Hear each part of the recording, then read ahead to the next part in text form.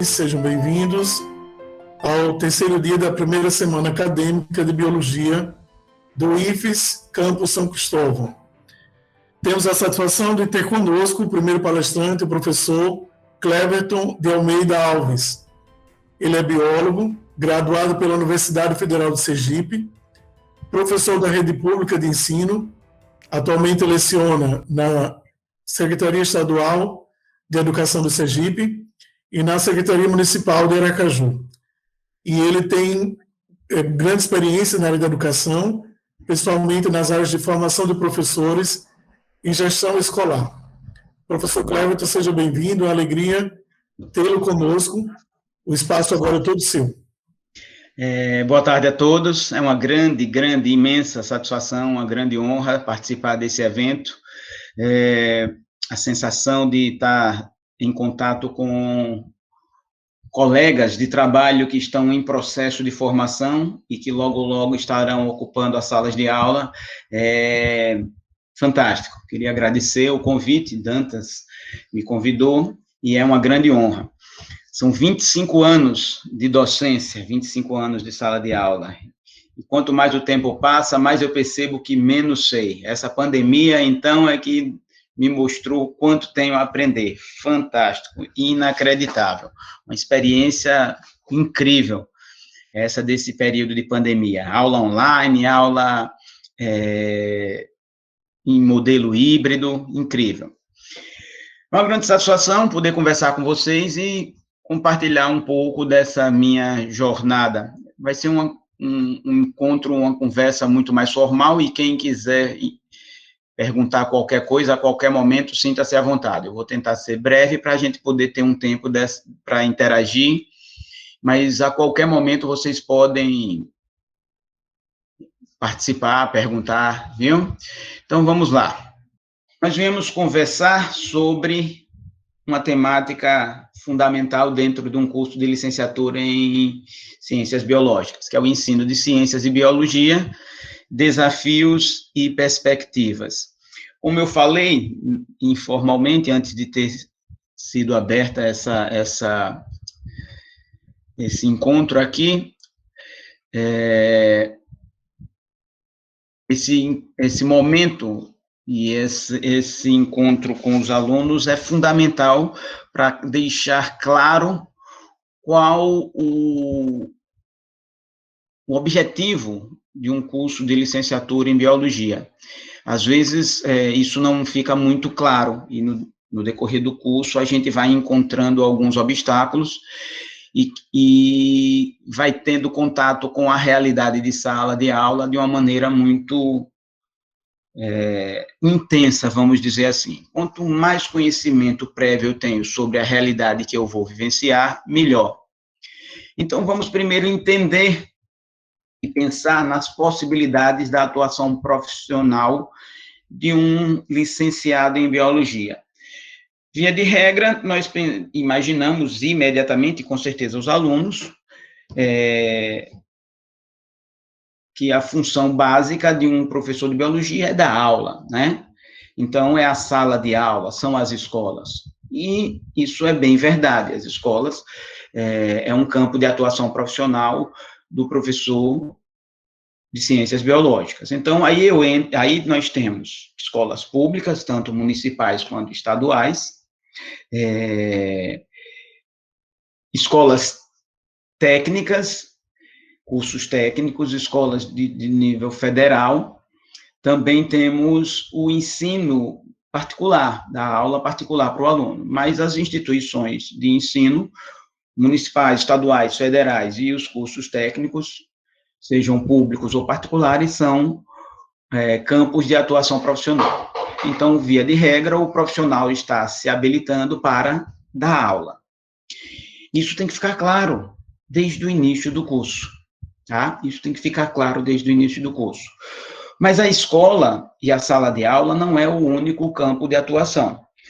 Nós temos um campo de atuação bem mais vasto.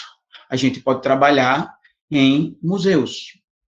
Podemos trabalhar também em zoológicos, em unidades de conservação, nós podemos trabalhar em empresas, né?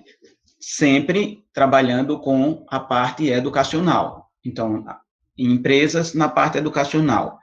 Imagine que uma determinada empresa, dentro da sua política de divulgação do produto, vamos imaginar que seja uma fábrica que trabalhe com a produção de uma bebida alcoólica, ela tenha visitas supervisionadas e tem um profissional que vai explicar todo o processo.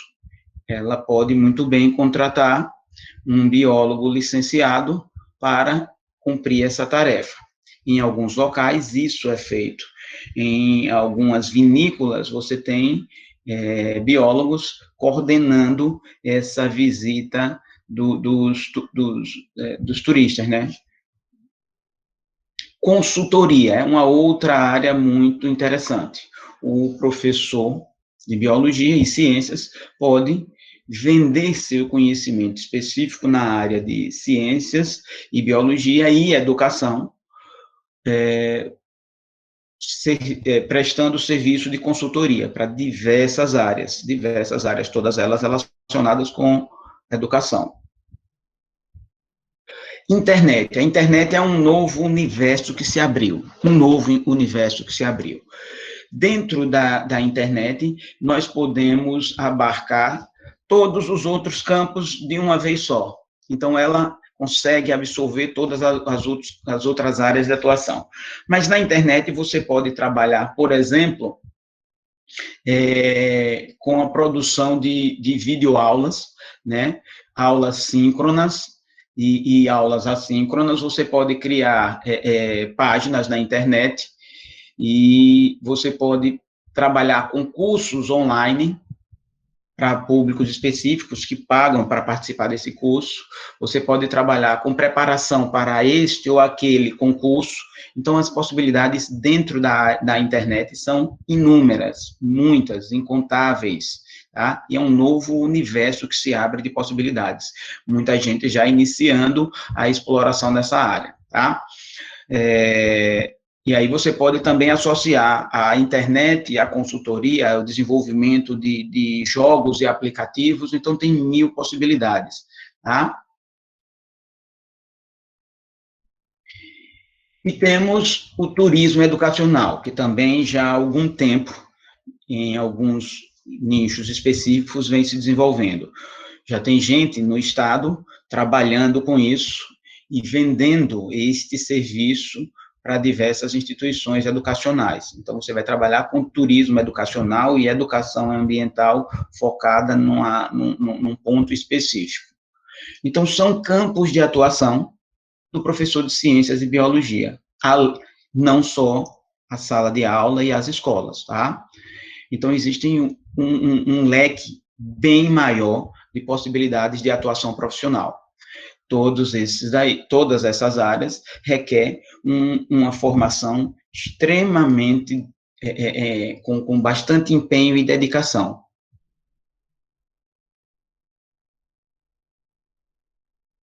Então, vamos falar da licenciatura, né? Os seus ônus e bônus, as suas dores e amores. E agora nós vamos comentar determinadas peculiaridades da docência, certo? Não são necessariamente problemas. Quando vocês começarem a ver os tópicos, pode parecer que são problemas, mas na realidade são circunstâncias, tá? Não necessariamente problema. São características que não são específicas do curso de ciências biológicas, mas alguns desses tópicos são encontrados em cursos de licenciatura de forma geral. Vamos começar a falar sobre formação. A formação dos cursos de licenciatura, via de regra, isso, graças a Deus, vem mudando.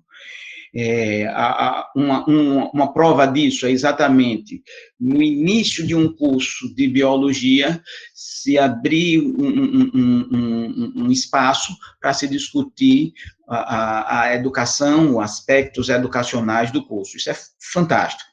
Agora, onde reside o germe original do problema formacional dos cursos de licenciatura?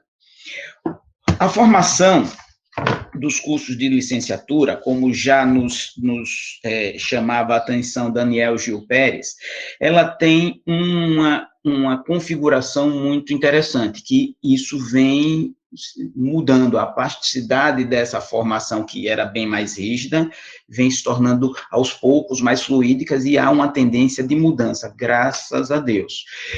A formação era uma soma de cursos técnicos específicos da área biológica, que era a formação inicial. Então, os cursos de licenciatura, via de regra, eram marcados, e alguns ainda são marcados, por uma formação inicial técnica, para cada área de licenciatura. No caso da área de ciências biológicas, as disciplinas específicas técnicas da biologia, zoologia, botânica, ecologia, e aí vai. E um período final bem mais curto de cursos de educação. Mas há um problema. Apesar de ter essas disciplinas da educação, de forma geral, mais blocadas no final do curso, elas estavam em desconexão com as disciplinas técnicas iniciais. Então, não havia uma conexão entre os conteúdos científicos e os educacionais. Então, seria como se colocasse, usando uma metáfora, seria como se colocasse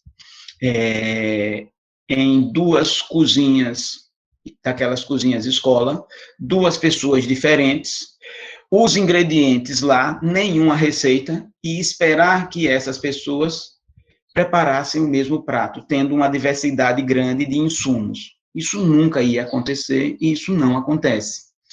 Então, as disciplinas técnicas eram ministradas, depois, as disciplinas educacionais eram ministradas, e cabe ao aluno, via de regra, juntar isso e promover a transposição didática. E isso também, via de regra, pelo menos para todos os alunos da minha geração, era uma incumbência particular que ocorria no chão da sala de aula.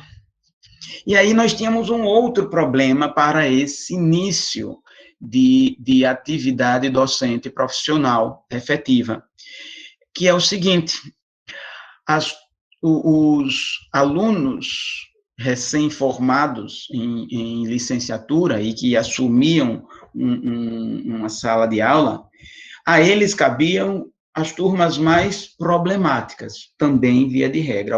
Alguns participantes aqui iniciaram sua jornada como professores de escola pública ou particular e perceberam isso. Aos novatos cabiam as turmas mais difíceis.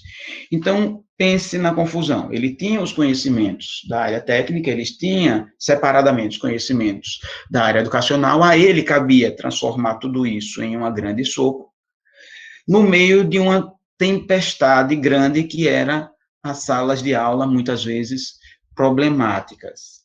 Quem tinha mais experiência dizia, não, para essa sala eu não vou. Então, bote o novato. O que parece a coisa mais incoerente da face da Terra.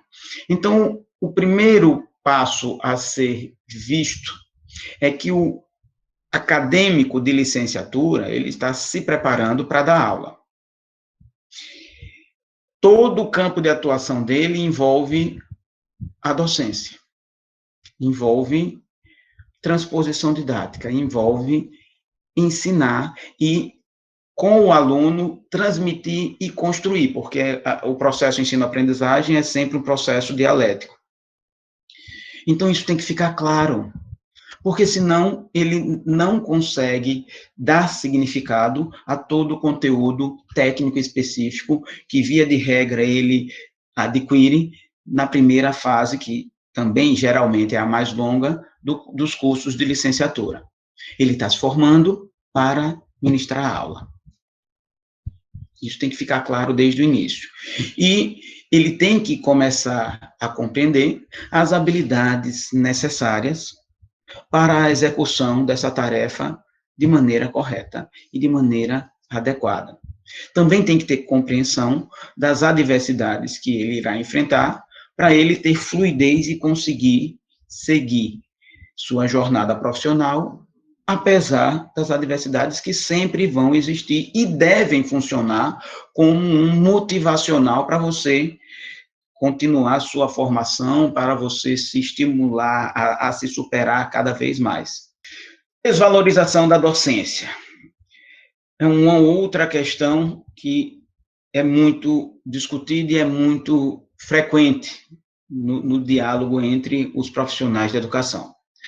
É muito interessante isso, muito interessante isso. Minha vivência enquanto professor, enquanto gestor escolar, enquanto formador de professores, foi uma experiência mais curta, fica muito claro para mim que quando nós falamos em educação, tem sempre um discurso pronto e bonito. Não, a educação é fundamental, a educação é maravilhoso, o professor deve sempre ser valorizado. Mas existe uma incompatibilidade entre o discurso e a prática. Eu vou pegar um exemplo muito simples e muito concreto.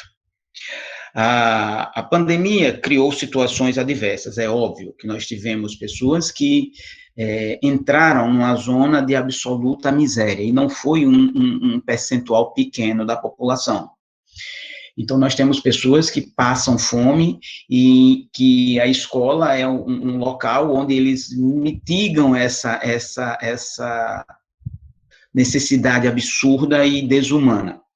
Mas nós tivemos outras pessoas que ainda conseguiram manter um padrão de vida razoavelmente estável, e eu tive alguns conhecidos que tiraram os filhos de uma determinada escola e colocaram outra por questões pecuniárias, mas não porque aquilo fosse vital para a sobrevivência da família. Ele simplesmente estabeleceu como prioritário outras coisas, que não eram necessariamente essenciais. E aí a gente vê essa disparidade entre o discurso e a prática. Quando as coisas apertam, é que nós vamos perceber o que é prioritário. E eu não estou falando de comida, tá? Eu não estou falando de comer para sobreviver, eu estou falando de outras prioridades, e a educação vai descendo essa escala. Na última pesquisa em larga escala que eu tive acesso sobre prioridades do brasileiro, a educação estava em 7º lugar. 7º. Então, é uma profissão que não é das mais valorizadas. No entanto, o papel que ela desempenha na sociedade é fundamental, imprescindível. Então, o agente que vai exercer essa profissão, ele tem que ter clareza da sua importância e do valor que é dado ao processo educacional como um todo no nosso país. E ele tem que entender isso com clareza, porque senão ele vai criar expectativas e vai se decepcionar. Eu dou aula há 25 anos, entendo claramente isso e amo o que faço. Então, isso não me desmotiva como profissional, tá? Um exemplo interessante dessa desvalorização da docência é um fato que ocorreu em 2001, e eu não vou esquecer. O então presidente Fernando Henrique Cardoso saiu com uma frase fantástica, nada contra ele em especial, né? Mas a frase dele foi inesquecível. Ele me disse o seguinte, ele disse, né, publicamente em 2001 o seguinte, que os pesquisadores incompetentes e frustrados viram professor. Isso é emblemático para a visão que se tem da educação. Inclusive nas academias, nos centros de formação de professores, muitas vezes. Então, ter compreensão disso é fundamental para a gente reelaborar essa ideologia, para a gente reelaborar essa visão e gerar um novo pensamento, construir uma nova realidade. a partir da desconstrução e reconstrução dessa ideia. Mercado de trabalho amplo. Temos um mercado de trabalho amplo, é verdade, temos várias áreas de atuação, mas nem sempre elas são fáceis de se acessar. Nem sempre elas são fáceis de se acessar, ok? Escolas, as particulares, têm uma limitação de número de quadro de profissionais e tem o caminho das pedras para você acessar. Não é só deixar currículo e as coisas vão acontecer. A pública é via concurso, e aí ter força, fé, determinação para que se abra concurso, ok? Nem sempre abre, às vezes a demora de um concurso para o outro é muito grande, e aí você tem uma demanda de pessoas que vão se aposentando, e nem sempre essa demanda é coberta com abertura de concurso, e sim com prestação de serviço e terceirização, então isso é bem complexo. E nas outras áreas também, não é tão simples. Mas um profissional que vai investindo cada vez mais na sua formação, amplia a sua chance de colocar o pezinho no mercado de trabalho. Professor, Pois não? eu queria só colocar um ponto Pois não? na desvalorização, que é um exemplo, que antes mesmo, quando eu passei, eu fui muito animada, dizer, né, para alguns dos parentes, e a primeira coisa que eu disse assim, quando eu passei, você passou em quê? Para ser professora? Então, assim, se fosse outra profissão, né, eu acho que seria mais valorizada, porque até mesmo no nosso círculo tem sempre essa questão da desvalorização. Mas eu acho que o grande problema é esse, é no nosso ciclo. Nós construímos, é óbvio que não é tão simples assim, mas nós acabamos construindo a imagem que nós permitimos que o outro enxergue, e nós temos que ir mudando isso aos poucos. Entendeu? E isso requer investimento contínuo no profissional que você é. No profissional que você é. Ok? E é bom que fique claro para vocês que estão entrando agora. Eu demorei muito para entender isso, enquanto acadêmico de biologia, eu demorei demais. Mas nunca é tarde.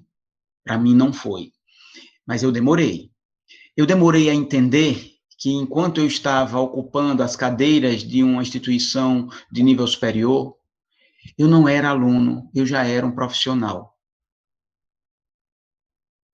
E é essa postura e essa perspectiva que cada um de vocês, alunos do curso de Biologia, licenciatura, tem que ter. Vocês já são profissionais agora.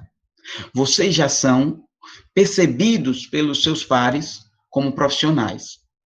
Talvez não fique claro para vocês. Então, eu vou pegar um exemplozinho que deixa claro isso. Imaginem que vocês estudam com um grupo desde pequeno e vão seguindo, estudando juntos. E um desses colegas que vão juntos, avançando na formação básica, ele tem algumas práticas que não são muito éticas.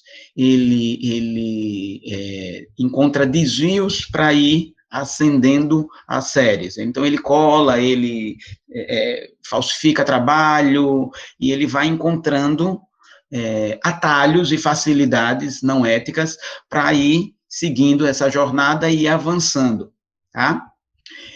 E, de repente, ele entra num determinado curso. Como tem uma professora aqui que trabalha com a área de saúde, não é? Eu estava conversando com ela. Ela é bióloga e trabalha na área de saúde. Imagine que esse jovem resolva fazer um curso de medicina. E faz medicina. E se forma. E, como qualquer curso, tem maneiras e maneiras de se formar. Existem profissionais e profissionais em qualquer área.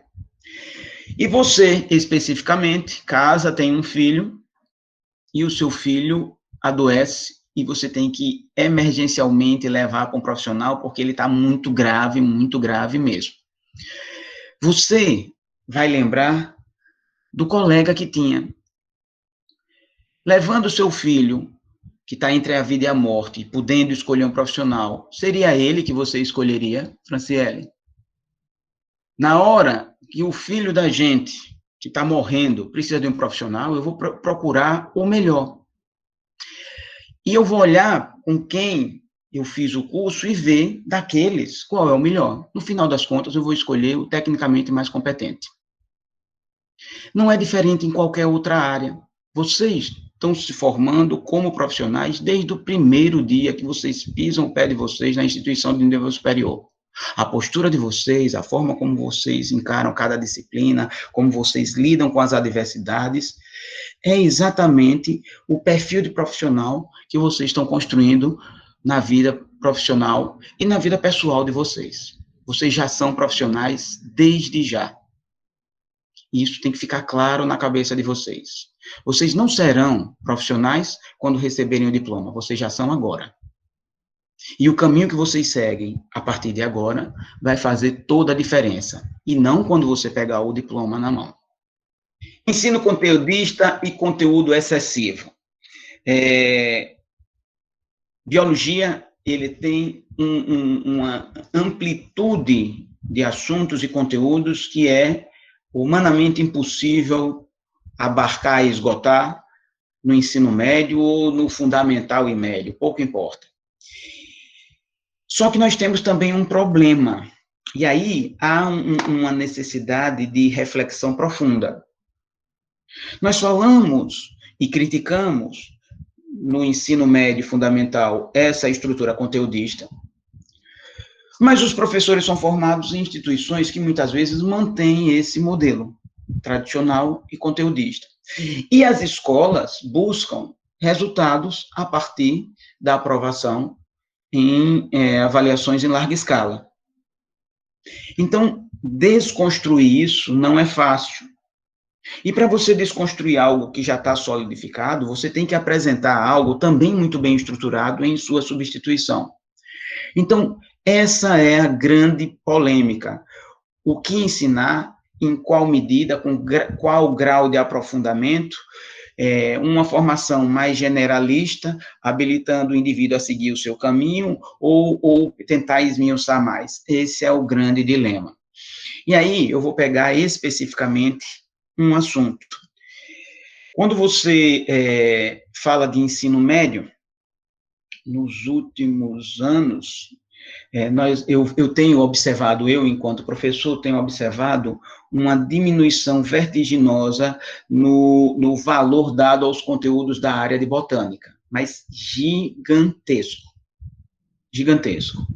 E quando chega no ensino médio, ninguém quer ver mais botânica. A não ser que seja relacionada à fisiologia vegetal, e olhe lá. Quando você vai ver, isso está vinculado também com padrões de avaliações para acesso a instituições de nível superior. Como lidar com isso? É um desafio. Entendeu? É um desafio. Não é fácil. A questão do currículo do ensino de ciências e biologia, pode falar, José, é só abrir o microfone. Lidar com isso. Não, é porque eu amo botânica, né? Sim. Desde o meu início, eu fiquei pensando quando eu fosse professor, como eu iria conseguir inserir a botânica no ensino, né? Fazer com que os alunos eles pudessem ter. E eu li vários artigos, né, sobre isso, várias pesquisas. E é bem interessante porque tudo começa também com a estrutura, né, do colégio. O colégio às vezes não dá.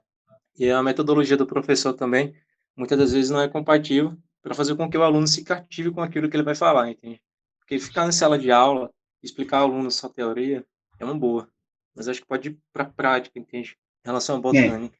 Nós vamos falar sobre infraestrutura. E aí, volta a dizer, tem a necessidade de um equilíbrio entre o que se cobra nas instituições, porque você tem que ter resultados. Vamos falar o seguinte: eu ensino na rede pública municipal, eu ensino na rede pública estadual, e eu ensino na rede particular.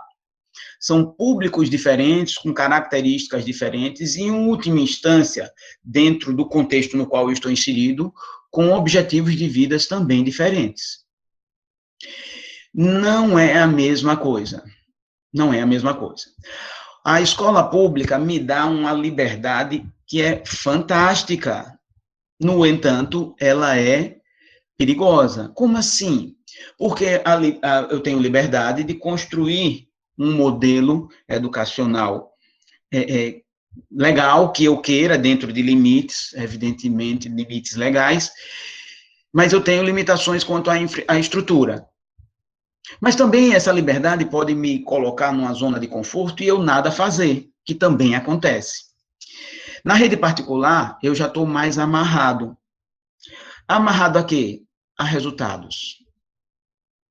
Eu venho acompanhando, e eu estou inserido numa instituição que vem passando por isso, eu venho acompanhando uma mudança muito intensa. A instituição que eu dou aula, a escola particular na qual eu dou aula, ela era uma ilha, diferente de outras instituições. Ela tinha um padrão de interação entre coordenação, donos e professores, que não é comum. Só que a instituição foi vendida, e agora o grupo é um grupo multinacional. E o clamor dos pais agora tem um outro peso. Então, essa liberdade já é bem menor, e você tem que ir se adaptando. Então, eu queria fazer isso. Nem sempre dá para fazer o que se quer, mas sempre se tem alguma margem de folga. Quanto mais preparado você está, maior é a chance de você dar um empurrãozinho para um lado, para o outro, e aumentar essa margem de folga e poder ter algum tipo de flexibilidade dentro disso. Agora, o grau de especificidade vai se tornando cada vez maior. Para você ter uma ideia, cada instituição adota um mecanismo de prova de acesso. E as provas são bem diferentes. Então, nessa escola tem grupos de preparação para a FUNVEST, grupos de preparação para o ITA, grupos de preparação para a UNIT, grupos de preparação para o ENEM. E são coisas completamente distintas. Então, você tem que estar muito bem sedimentado em sua formação, e ela é contínua, para você conseguir encontrar uma margem de folga para você transitar e não ficar absolutamente amarrado, tá? Mas não é uma coisa simples, é sempre tensão. E essa tensão é boa. Essa tensão lhe impulsiona a sair da zona de conforto, que é um lugar estéril. No estado e no município, a motivação é outra, é carências gigantescas em relação à condição de público e infraestrutura, ok? Mas isso a gente vai analisando e encontrando alternativas. É uma luta, é uma luta contínua. Toda profissão tem isso, não é uma especificidade da docência. Então, nós temos esse ensino conteudista, o conteúdo excessivo, essa demanda por resultado em relação à aprovação de concursos, e lidar com isso não é muito simples e não é muito fácil, tá? Quando a gente discute, vocês, eu acho que já tiveram uma palestra sobre o novo ensino médio, se levanta essa questão de diminuição da carga horária dos currículos gerais e a possibilidade do aluno ser protagonista e, dentro de um determinado limite, fazer a condução dessa formação participativamente. E aí o que a gente tem que se perguntar é qual a habilidade e o preparo que esse aluno vai ter ou não vai ter para fazer isso. E aí me vem sempre uma preocupação. Em que ponto os alunos de escola pública saem em desvantagem em relação a esse processo? Tá? E é uma questão que a gente deve estar sempre discutindo. Necessidade de trabalhar em mais de um vínculo, muito comum. a maioria dos professores que estão em sala de aula, ou que estão em sala de aula e exercendo outra atuação dentro da área de biologia, ele acaba trabalhando mais de um turno. Eu, particularmente, dou aula há 25 anos, e trabalho 3 turnos, manhã, tarde e noite, tá? Há 25 anos, pauleira, mas é isso, tá? É complicado, mas é isso. Existe uma demanda e eu preciso trabalhar. Eu preciso trabalhar. Gosto, me dá prazer, mas não tenham dúvida. Trabalhar 3 turnos cobra um preço em minha formação. Cobra um preço. Tá? Não é possível manter uma formação continuada de qualidade trabalhando manhã, tarde e noite. Isso tem um preço. Então, você tem que ter projetos e estabelecer metas em sua vida e fazer momentos de parada. Então, eu trabalhava na rede particular, aí entrei na rede pública, larguei o particular, depois voltei para o particular, e eu vou largar também o particular em algum momento, porque eu quero voltar a estudar e ter tempo para produzir intelectualmente. Tá? Durante o período que eu estou dando aula, o dar aula em si, ele ocupa pouco tempo de minha vida. O preparar, o antes e o depois, ocupa muito mais tempo. Muito mais tempo. E agora, com as aulas online, esse tempo de preparação antes e depois, mais do que triplicou. Dá muito, muito mais trabalho preparar a aula online. Muito mais trabalho. Tá? Então, você precisa trabalhar a maioria absoluta dos colegas que estão em sala de aula e que não estão vinculados a uma instituição que exige a dedicação exclusiva, trabalham em mais de um vínculo. Necessidade de atualização e formação continuada. Isso é fundamental. A formação de vocês enquanto professor não começa quando vocês entram na faculdade e não termina quando você sai. Como assim? Educação é uma das poucas áreas que você já chega com experiência. Mas experiência como? Enquanto aluno, você tem um olhar avaliativo sobre os seus professores e professoras. Tem aquele professor ou professora que você não gostou muito, e tem aquele professor e professora que você diz, cara, esse é o cara, ela é a professora. Guarda até o livro e anos, décadas depois, manda um e-mail para o professor com um livro agradecendo, coisas desse tipo. Então, nós criamos figuras que representam o que nós entendemos como padrão de qualidade em docência a partir da experiência com docentes que nós tivemos enquanto alunos. Então, nós já chegamos com esse arcabouço, e esse arcabouço está no nosso subconsciente. Então, nós já chegamos com um conhecimento prévio que não é pequeno.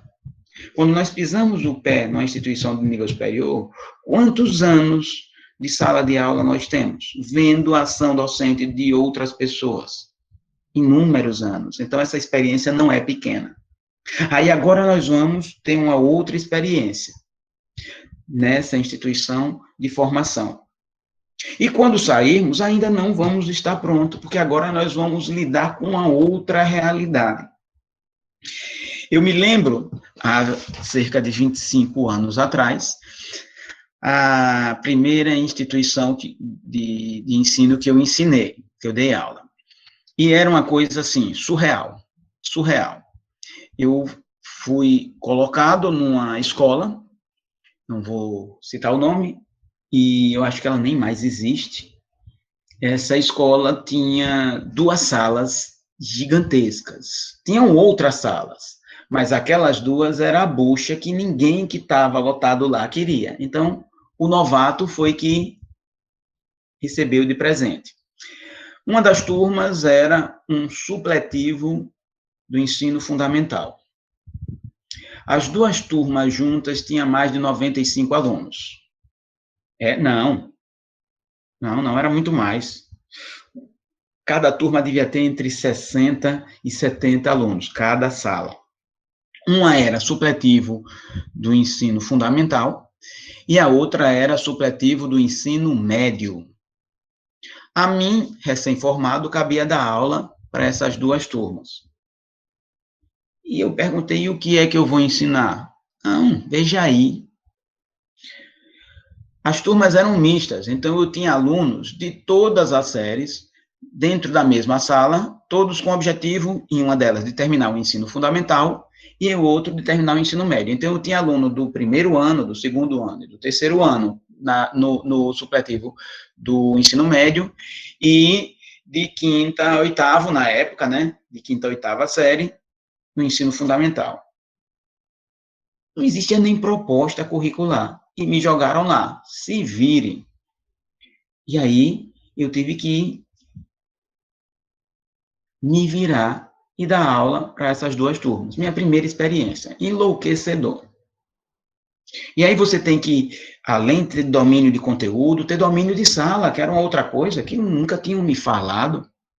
Eu até tive estágio, e no meu tempo, o estágio foi individual, com supervisão, funcionou tudo direitinho. Eu já vi outros estágios que eram estágios com 6 pessoas estagiando. Então, eram 6 numa sala. Então, já vi coisas surreais. E vi estágio que a pessoa nem a aula dava. E eu não, eu dei aula mesmo. Só que no estágio é tudo lindo e maravilhoso, você passa pouco tempo, tem uma supervisora, a professora também está na sala, o ambiente é controlado. Quando lhe jogam na sala de aula, é você que tem que ter domínio de sala. Isso é um fator importante. Se você não tiver domínio de sala, você não vai conseguir controlar as variáveis daquele ambiente para criar um ambiente pedagógico que favoreça o aprendizado e o ensino. Então, temos dificuldades. O processo é continuado. Você nunca está pronto. Você aprende e ensina, e nessa relação dialética você vai se construindo e se reconstruindo. Olha só, nós atendemos a demandas. Se é imprescindível trabalhar, e para muita gente no país e puder, trabalhe, não vejo problema. Nós temos um país com um número absurdo de desempregados. Eu tenho inúmeros alunos do fundamental que trabalham para sustentar e alimentar a família. Do fundamental. Tudo depende da realidade. Cada público tem uma realidade distinta e eu tenho que ter compreensão dessa realidade e me moldar. Nós temos que ser fluídicos e não rochosos. Tenho que entender o outro, tenho que ser humano. É outra lição que eu aprendi no decorrer da vida. Por trás de cada ser humano tem uma história que eu desconheço. E a posição de julgar é muito fácil. Eu, quando saí da sala de aula no município e assumi a coordenação, meus horizontes ampliaram. Por quê? Porque na sala de aula, o professor vê a situação da sala de aula enquanto professor. Via de regra, ele não tem a perspectiva do aluno nem da coordenação. Quando você é aluno, você só vê a perspectiva do aluno. Quando você é professor, você vê o mundo como professor. Quando você é coordenador, você vai juntando essas perspectivas e você vai ampliando essa visão. E aí, eu fui para a coordenação de uma escola que tinha os maiores índices de violência física e sexual contra mulheres e crianças. Era muito violento e a miséria era absoluta. E aí, eu tinha uma colega de trabalho, uma pessoa boa, ela não era uma pessoa ruim, mas ela tinha limitações em relação à percepção da realidade em sua complexidade. E ela dizia, esses alunos não querem nada. E eu entendia não sabia muito bem por quê, mas eu entendia que não era isso. Eles queriam alguma coisa, eles queriam comida, eles queriam a roupa, eles queriam continuar vivos, eles queriam. Eles podiam não querer exatamente a mesma coisa que a professora queria, mas eles queriam. E um dos alunos dela dava muito trabalho e ele brigava, e, né, dificultava o trabalho docente dela. E aí ele saía da sala, tomava suspensão, e um dia eu fui atrás dele na casa dele, porque ele nunca trazia o documento dos pais assinados. Então, quando ele era afastado e tinha que voltar com os pais, ele passava uma semana sem vir, depois aparecia sozinho e eu vinha. Um dia eu fui atrás dele, descobri onde morava, fui atrás dele. Foi uma das experiências mais intensas em relação a esse contato com o aluno que eu já tive. Ele morava numa pocilga, mas não é figura de linguagem, é real. A casa dele era no meio do mato, um lugar esquisitíssimo. A família dele tinha derrubado a mata e era uma baixada. Quando chovia, virava uma lagoa. A casa era uma casinha feita de resto de material de construção e lixo no meio dessa baixada. E os porcos ficavam ali. Então, na realidade, ele morava dentro de uma pocilga. Quando eu chego lá, eu encontro ele e dois irmãos menores, todos dentro dessa água, junto com os porcos brincando. E nessa realidade, eu entendi que o caminho dele era estar na escola. Fora da escola, ele ia estar com os porcos. Desse trabalho ou não, ele tem que estar na escola. E isso tem que ser passado. Eu tenho que entender que quando eu dou aula para um ser humano que tem um contexto de vida que eu desconheço. Tá? A maioria das pessoas que estão começando trabalham e trabalham muito. Nosso colega aí, Francisco, ministrava aula aqui em Aracaju e aonde mais? Instância. Trabalhou em instância aonde? Eu trabalhei em instância também. No magistral. Magistral, Eu trabalhei no magistral por um tempo e no Fênix, lembra? Lembro do Fênix. Dei aula, enquanto me formava, além de Aracaju, em 3 municípios. Itapuranga, no pré-vestibular lá, em Instância, e em Santa Luzia do Itaim. Então, era pauleira. Eles se assustaram um pouco, Cleverton, porque eu tinha colocado que dava 60 horas por semana, né? Aí alguém escreveu assim, encorajador, né? Só que, sem querer atrapalhar, né? Não, é isso que a gente está discutindo. Quando a gente começa a trabalhar, a realidade, ela não é fácil. Até você conseguir se encaixar no que a gente diz, né? Você conseguir uma oportunidade realmente boa de trabalho, que paga uma hora-aula decente, né? Que você tem realmente uma renda satisfatória, né? Demora. Eu comparo, quando eu estou dando aula, jogador de futebol. Né? Para você ser uma estrela de um time, né, isso demora um pouco. Você não vai começar jogando bola e já vai jogar no melhor time, a não ser que você seja realmente, né, um Neymar. Tipo assim, você nasceu... Extraordinário. Extraordinário, mas no geral você vai construir uma carreira. E essa construção de carreira, ela às vezes demora um pouquinho, né, para você conseguir. Né? Quando eu comecei a trabalhar, eu ganhava R$5 por hora aula e era feliz. Então, para você juntar uma renda, né, você vai precisar trabalhar muito. Aí, à medida que você vai ganhando experiência e as oportunidades vão vindo, aí você vai coisas que pagam menos e que você não se sente tão bem, vai escolhendo aquelas escolas que pagam melhor, que lhe tratam melhor, que você se sente melhor, né? Mas você não vai conseguir isso no estalar de dedos. Isso é uma carreira que você construir.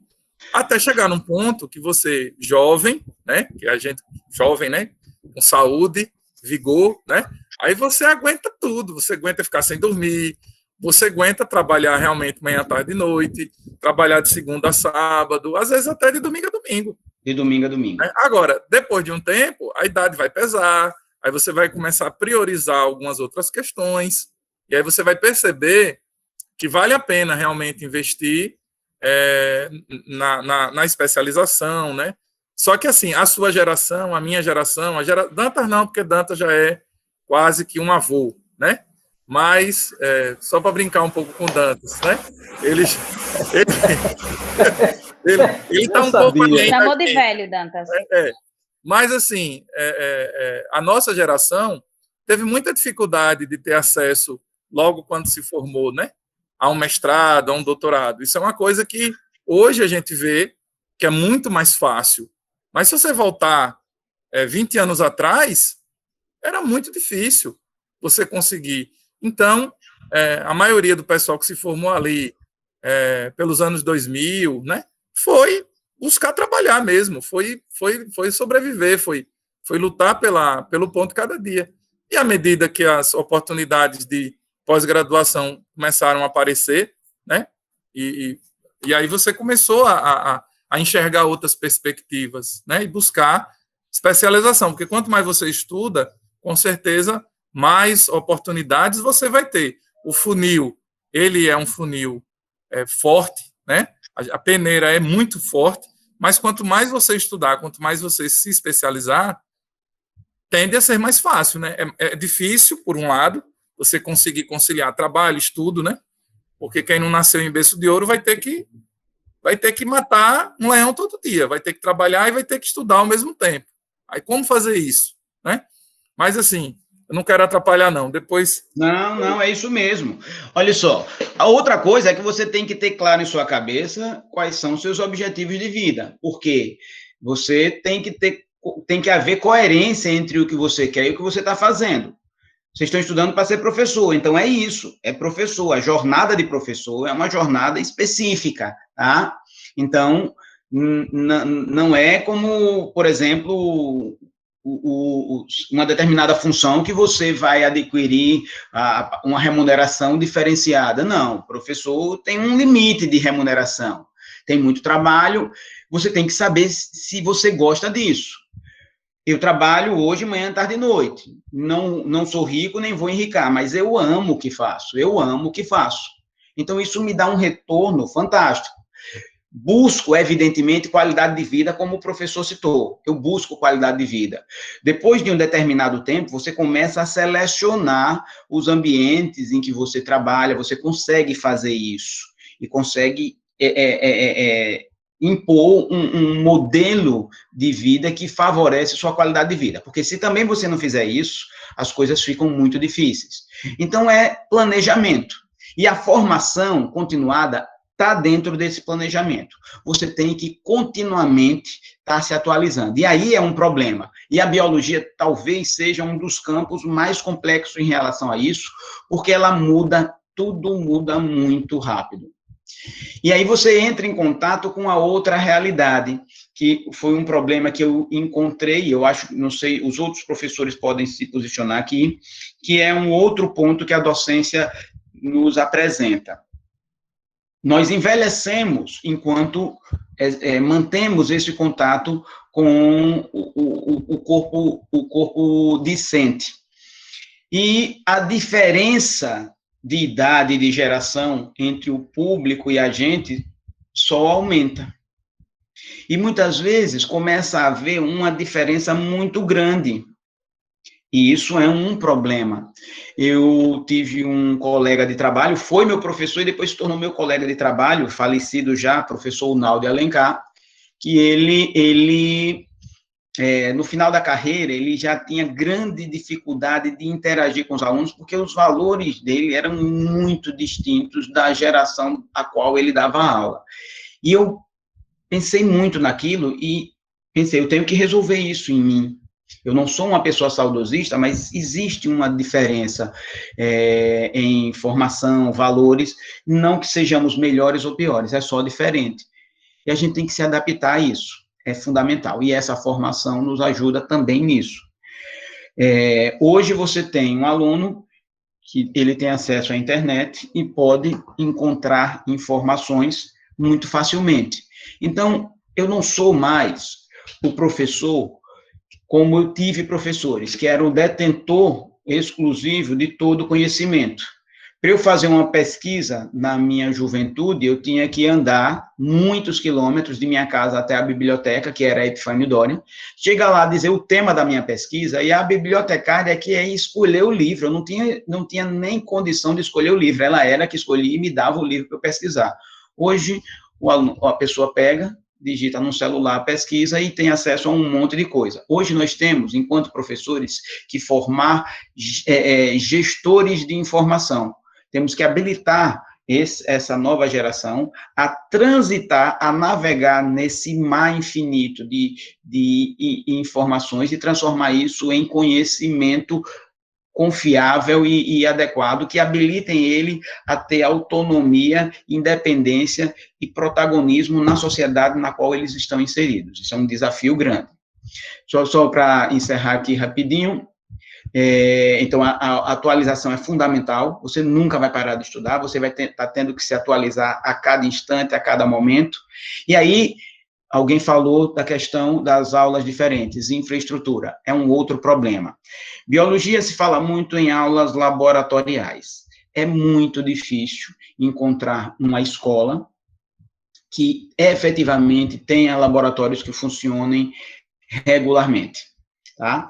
Ou pela falta do laboratório, porque tem escola que nem biblioteca tem, e não tem laboratório, nem sala de aula, então a infraestrutura é um problema. E outras escolas têm a infraestrutura, mas as aulas práticas passam a ser algo secundário, diante da demanda e do clamor por resultado em aprovação nesse ou naquela prova de seleção. Então, lidar com isso não é simples. E aí volto a dizer, você vai se preparando e ocupando um espaço de uma maneira profissional e responsável para, em um determinado momento, ter cacife para dizer, olha, vamos usar, vamos fazer. Ah, mas não, dá sim, e convencer. Para isso tem que ter argumento e não é fácil. Não é fácil, certo? Mas é possível. Então, de forma geral, nós devemos, e vocês principalmente devem ter durante a formação, profissionalismo, foco e dedicação. Não esperem para construir isso depois que tiver com o diploma na mão. É hoje, é agora, é já. Vocês já são profissionais agora. Então, foco, profissionalismo e dedicação na formação de vocês, que vai seguir eternamente enquanto vocês estiverem ministrando aula, em sala de aula e trabalhando como professores de biologia. Manter-se atualizado durante toda a vida profissional, formação continuada. Ter um comprometimento social em nossa prática profissional. Devemos contribuir para a melhoria da qualidade de vida das pessoas. Cada comunidade tem uma demanda que você precisa, de alguma maneira, a partir da sua formação, dar uma contribuição para que se melhore a qualidade de vida dessa juventude, dessas pessoas que a gente entra em contato continuamente. Nós deixamos nas pessoas com quem nós convivemos uma marca indelével, uma marca para a vida inteira, uma tatuagem. Às vezes essa tatuagem é boa, às vezes essa tatuagem é ruim. Como eu falei antes, nem sempre a gente tem como saber. É casual. A gente pode impactar positivamente a vida de uma pessoa e nunca ter conhecimento disso, ou lá na frente descobrir, mas também a gente pode impactar negativamente. Então, uma reflexão continuada sobre a sua prática é fundamental. Nossa prática deve ser continuamente e meticulosamente revisada e analisada, para verificarmos se estamos contribuindo para a formação de um cidadão crítico, atuante, cientificamente alfabetizado, que compreenda a diversidade como algo inerente à vida e entenda a preservação da vida como um valor fundamental. Vivemos tempos de radicalismo e de intolerância, incapacidade de lidar com a frustração. Nós temos um papel nesse contexto. E eu não estou falando de política partidária, eu estou falando de relações interpessoais. Temos um compromisso com o público com quem nós temos contato, ok? Vamos nós. Alguém quer perguntar algo, falar algo, dar alguma contribuição? Francisco colocou aqui uma pergunta, vou ler para o senhor. O senhor acredita que os estudantes devem buscar trabalho, monitorias em escolas, aulas de reforço, trabalho docente, ainda durante o início da formação acadêmica, vejo Quando eles problema, até não, o estágio obrigatório para iniciarem seu processo de aprimoramento e de domínio de sala de aula? não vejo problema nenhum. Você pode começar dando banco em sua casa, e se tiver uma escola em que você possa acompanhar, e se você tiver condição para isso, fenomenal. Uma tutoria, que bênção de Deus. Muita gente faz isso em outras áreas. Não vejo problema nenhum. O que você não pode, nem deve, nem pode, é assumir uma turma sozinho. Aí é ilegal. Mas uma tutoria ou trabalhar com esse contato com o aluno, fazendo banco em casa, não vejo problema nenhum. Vai lhe ajudar financeiramente e vai lhe ajudar nessa compreensão da dinâmica do processo de ensino-aprendizado e dessa interação com esse público. Eu, particularmente, não vejo problema. Outras pessoas podem ter uma opinião divergente, mas eu não vejo problema algum. Temos outro questionamento do professor Francisco. Qual deve ser a principal ação a ser realizada pelos nossos estudantes durante sua graduação? É possível eleger alguma prioridade especial ou os estudantes precisarão dominar 100% do currículo para atingir uma formação básica inicial, que os habilite de fato à docência? Olha só, essa é a pergunta de $1 milhão. Essa é a pergunta que todo curso de literatura, de licenciatura vem se fazendo, e até hoje no Brasil não encontrou resposta. Eu também quero saber. A construção de um currículo que tenha lógica tácita é um desafio que até hoje não foi superado. A grande pergunta é: vamos formar um profissional generalista, que a partir dessa visão generalista tenha a capacidade de seguir qualquer área, ou vamos formar um profissional especializado? Não tem resposta pronta para isso. Agora, o que eu posso lhe dizer a partir da minha vivência como professor, como formador de professores, como gestor e como alguém que é curioso e está lendo sempre, é o seguinte: se isso fosse há 30 anos atrás, formar especialista seria extraordinário. Hoje, muitas profissões que estão sendo começadas a formação hoje, daqui a 10 anos não existirão. Inúmeras profissões estão desaparecendo, inúmeras. E aí, a formação de especialistas, ela pode se tornar uma armadilha. Talvez formar pessoas que tenham uma capacidade de coordenar informações e com uma plasticidade profissional grande seja o caminho. É fácil isso? Não. Tem algum modelo sendo pensado nisso em alguns lugares, mas nada ainda definitivo. Entende? Agora, o que eu sei é o seguinte: para professores, o ensino do conteúdo da área específica tem que estar em alguma medida, desde o início, vinculado ao processo pedagógico de transposição didática. Ele tem que saber o que fazer com o estudo dos insetos, das aves, dos répteis, das plantas. O que eu vou fazer com isso? Como isso vai ser passado para alunos do ensino fundamental menor, do ensino fundamental maior, do ensino médio? A transposição didática. Porque se deixar na mão dos alunos, cada um vai fazer do seu jeito e pode ser que isso não seja legal. Tá? Ok. Com a palavra, o professor Francisco. Só para explicar ao professor Cleverton, né? Não foi uma pegadinha, não, é que eu sabia que... Não, mas não foi, eu adorei a pergunta. Não, na realidade, você foi o levantador, né? Sabe como é no vôlei? Você levantou para eu cortar, foi perfeito. Exatamente. Tá? É porque é muito difícil você encontrar esse equilíbrio, né? Curricular. Dificílimo. Extremamente difícil. Né? E às vezes o estudante, ele acha que ele precisa esperar ele se formar para ele iniciar, né, a vida dele como professor. E eu achei brilhante na sua fala essa colocação, né? Você é profissional desde então. E aí me fez lembrar a época, né, em que eu comecei a dar aula, porque antigamente isso era muito comum. Você não tinha pessoas formadas e quem tinha o conhecimento, principalmente no interior, você conseguia dar aula. E eu comecei dando aula, só para os alunos aqui entenderem, de inglês.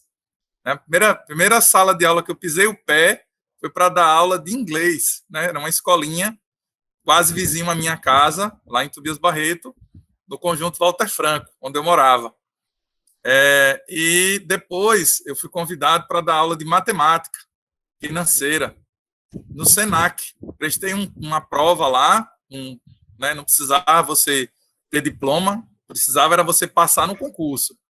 E eu passei em primeiro lugar para dar aula de matemática financeira. Meu primeiro ano como professor foi como professor de inglês e de matemática.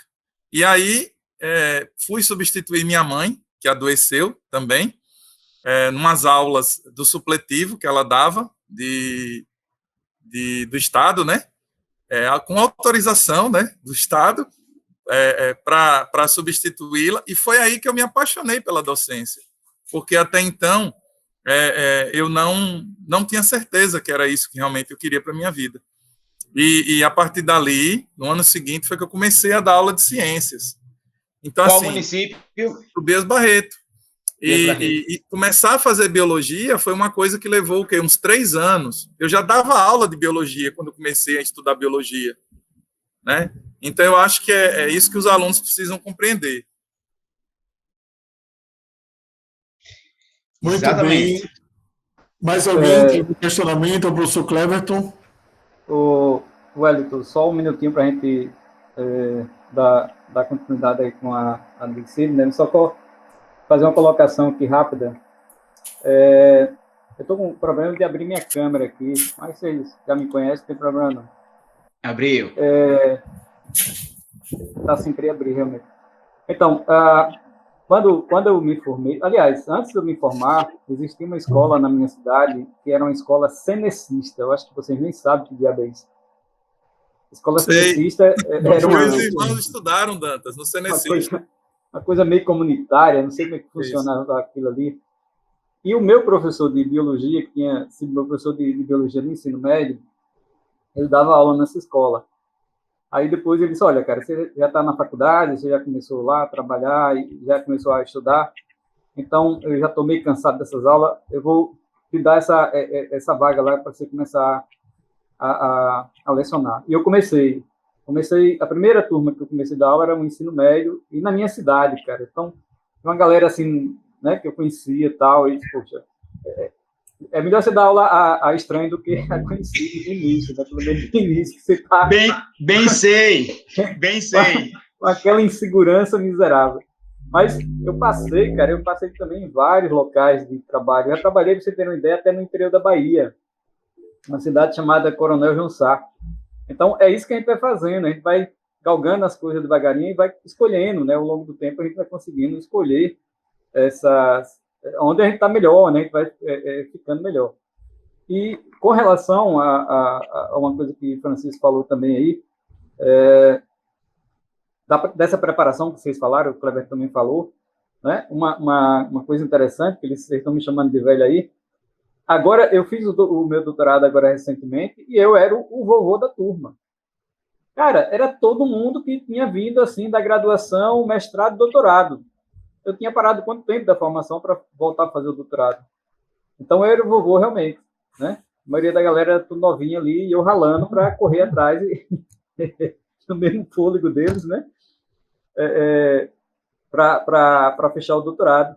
Então, essa oportunidade que a gente tem de se especializar rápido e para tentar coisa melhor, quanto mais cedo a gente começar, melhor. Porque eu vi assim que eu era o vovô da turma, realmente. E quando a gente entrou no IFES, né, eu, o Francisco e o Web, na época exigia só o mestrado, né? Então a gente entrou com mestrado, mas doutorado, em muitos lugares você só entra hoje com doutorado para a questão de docência, né? As universidades realmente só abrem concurso para doutorado. Então, quanto mais cedo a gente começar num processo de especialização, melhor, né, para a qualidade profissional que a gente vai ter e qualidade do emprego, realmente, né? A gente vai melhorando aos poucos com relação a isso. Muito bem. Eu gostaria de agradecer ao professor Cleverton por ter nos colocado os desafios da profissão, mas, ao mesmo tempo, com seu entusiasmo, nos mostrando que há saídas, que é possível superar tudo isso. Assim como o professor Francisco, lembrei também dos tempos que eu dava aula nos 3 turnos, ficava rouco, mas é como o Francisco disse, naquele tempo a gente podia fazer, né? Mas hoje, nem pensar. E dizer aos alunos que estão aqui presentes que tudo é superável, que se consegue, que é uma profissão belíssima, que sigam em frente, ânimo, e colha um pouco desse entusiasmo aí do professor Cleverton. Muito obrigado, professor, pela sua disponibilidade. Obrigado, gente. Queria agradecer muito e eu queria encerrar com uma vivência minha. Naquela primeira escola que eu dei aula para as 2 turmas de supletivo, eu fazia faculdade, estudava e trabalhava também, estava começando a trabalhar e fazia faculdade, e eu tinha que pegar 3 ônibus para chegar nessa escola, saía nas carreiras da escola e chegava lá. Então, eu não tinha muito tempo de interagir com os professores que já estavam lá, e todos já estavam perto de se aposentar. Aí eu chegava, já ia direto para a sala, quando terminava, eu já ficava conversando com os alunos mesmo, no intervalo, e depois eu já ia embora. Aí um dia me disseram, não, ele está assim porque está começando. E agora eu estou terminando, eu já vou me aposentar em breve. E eu continuo com a mesma energia e disposição que tinha quando comecei. Quando você faz a coisa com amor, não fica mais fácil, como todo mundo citou aí em cima. É difícil, mas você faz com amor. Então, você tem disposição, você tem energia e vai em frente.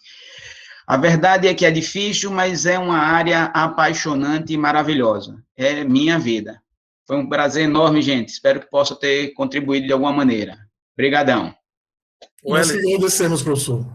Então, vamos dar continuidade agora, professor. Oi, Francisco. Me permita só complementar rapidinho. Essa questão de você fazer o que gosta. Quando você faz o que você gosta, mesmo que você trabalhe, né, como você colocou, que você ficava rouco, eu trabalhava 60 horas, vivia viajando, né, às vezes eu pensava que eu era, hoje fala muito em Uber, né, esses transportes aí, mas eu viajava com os colegas, ia com o meu carro para a estância, voltava, até aprender a andar de moto eu aprendi para ir para Tobias Barreto e gastar menos, correndo risco de vida, né, mas, enfim, você fazia o que gostava, né? Então, tipo, você não chegava numa sala cansado. Você chegava em casa cansado, mas não na sala, né? E isso era extremamente prazeroso, porque o prazer estava na realização do trabalho, né? Em participar também dos sonhos de outras pessoas, que são os estudantes que a gente vai ajudando a formar ao longo da vida, né? E de um jeito ou de outro, esse reconhecimento vem. E isso vai nos alimentando, né? Como o Dantas falou. De vez em quando aparece um que lembra da gente, diz assim, contra você, eu mando uma... Eu tinha um aluno que até recentemente eu recebia mensagem fonada no dia dos professores, gente. O cara é médico e mandava mensagem fonada para mim no dia do professor. É uma coisa assim, que hoje em dia acho que até já se acabou. Mas ele fazia questão de todo dia do professor mandar uma mensagem no meu celular. E eu que sou velho, né? Então, eu sabia que vinha um troco.